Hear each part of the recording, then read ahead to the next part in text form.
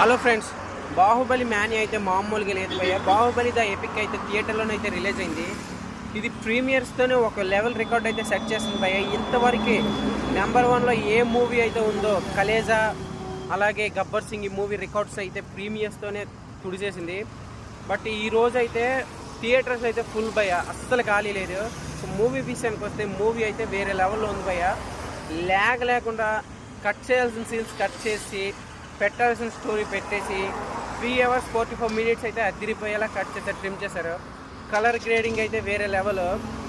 Interval bang అయితే అదిరిపోయింది భయ్య. ఇంటర్వెల్ బ్యాంగ్ ఒక్కటి మాత్రమే న్యూ సీన్ అయితే యాడ్ చేశారు. మిగతాదంతా స్టోరీ మొత్తం సేమ్ స్టోరీనే, ఏది కొత్తవి ఏవి యాడ్ చేయలేదు. ఇంటర్వెల్ బ్యాంగ్ మాత్రమే యాడ్ చేశారు.